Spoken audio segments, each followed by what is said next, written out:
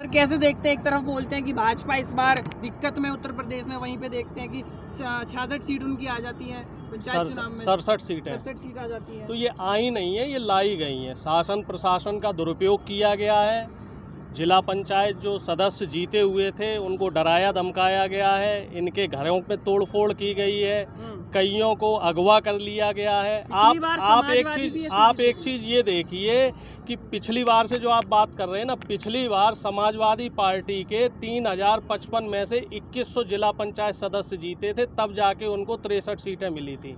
इस बार बीजेपी के कितने जिला पंचायत सदस्य चुनाव जीते हैं? मात्र 581।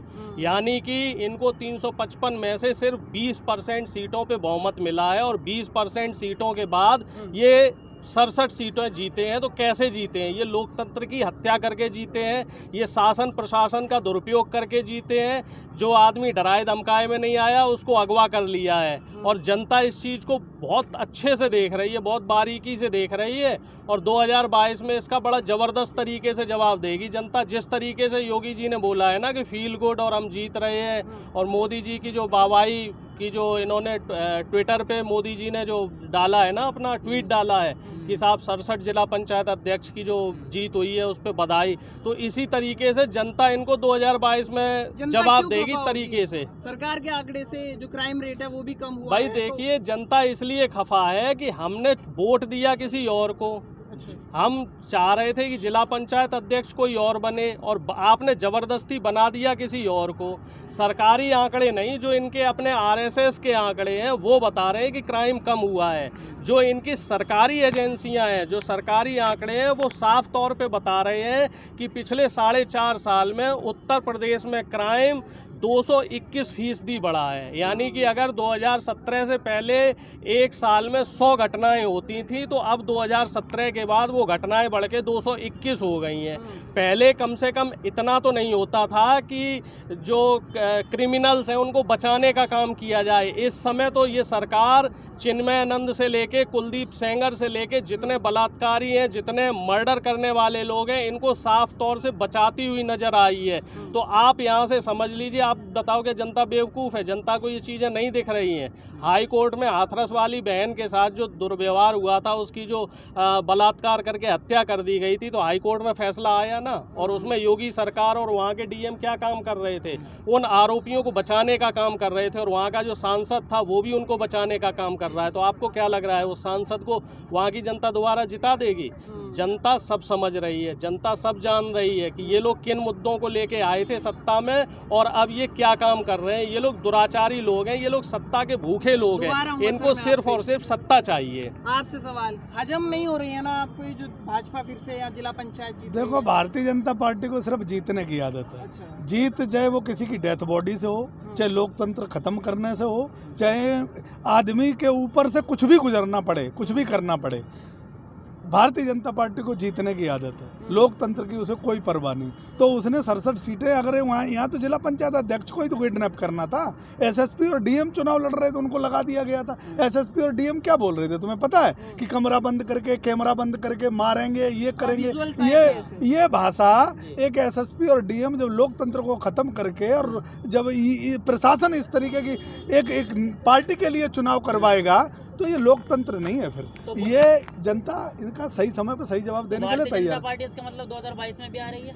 भारतीय जनता पार्टी 2022 में इसलिए नहीं आएगी कि जिला पंचायत सदस्य जो इनके जीते हैं वो कितने जीते हैं और विपक्ष के कितने जीते हैं, जो डायरेक्ट जनता ने चुनाव जिताया है। तो इसलिए विधायक किसके जीतेंगे ये जनता तय करेगी, क्योंकि जनता इनसे इतनी त्रस्त है कि जनता अब ये देख रही है, अगर आप थाने में चले जाओ, जो पुलिस भारतीय जनता पार्टी की गुलाम है वो पुलिस क्या एफआईआर दर्ज करेगी?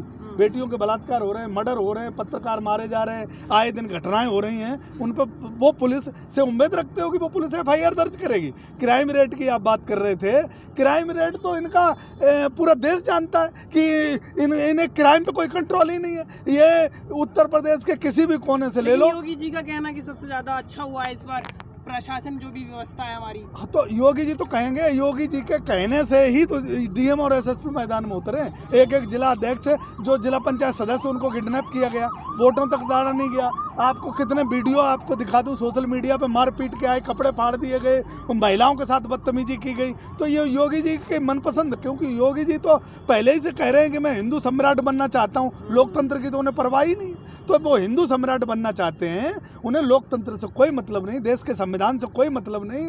हिंदू सम्राट देश को नहीं चाहिए, देश को चाहिए जो लोकतंत्र को समझे, जो देश की जनता को समझे और देश में विकास की धारा बहाए और देश में रोजगार लाए, वो ऐसा मुख्यमंत्री चाहिए।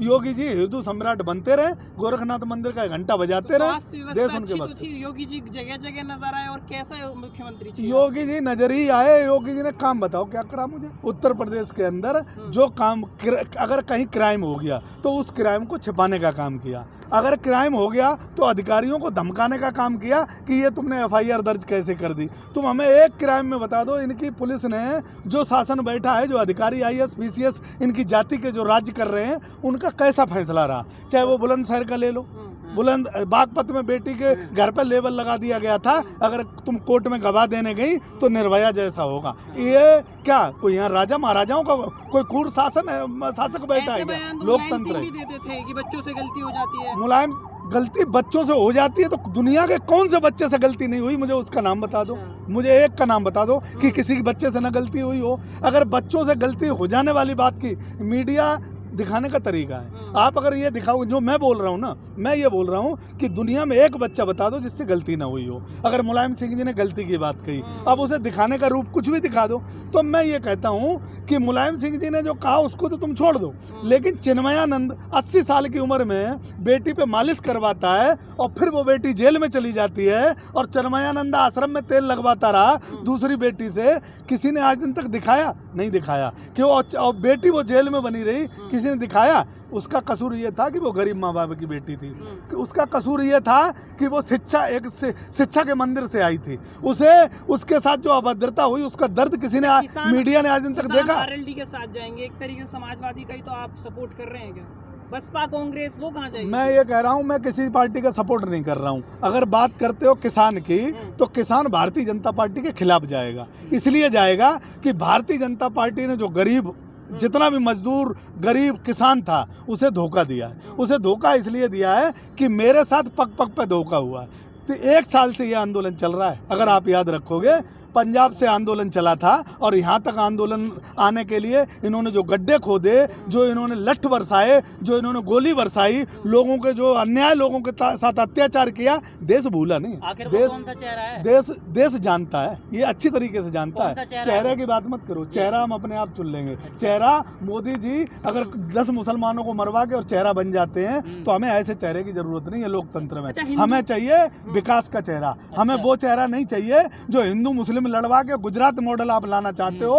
हमें देश का उत्तर प्रदेश मॉडल चाहिए, जो विकास की गंगा बहे, विकास की धारा पे जाए और उत्तर प्रदेश उत्तम प्रदेश बनाए। हमें गुजरात मॉडल नहीं चाहिए जहां कुछ उद्योगपति अपने आप को सर्वोपरि मानते हैं मोदी जी को चंदा देके, और उद्योगपति गुजरात मॉडल को जब ट्रंप आता है तो दीवाल के गरीब उधर, दीवाल के उधर कर दिया जाता है। उत्तर प्रदेश में ऐसा कभी नहीं हुआ। अगर बहन मायावती थी तो ये आगरा और ये नोएडा एक्सप्रेस हाईवे बना, और जब अखिलेश जी आए तो लखनऊ और आगरा एक्सप्रेस हाईवे बना।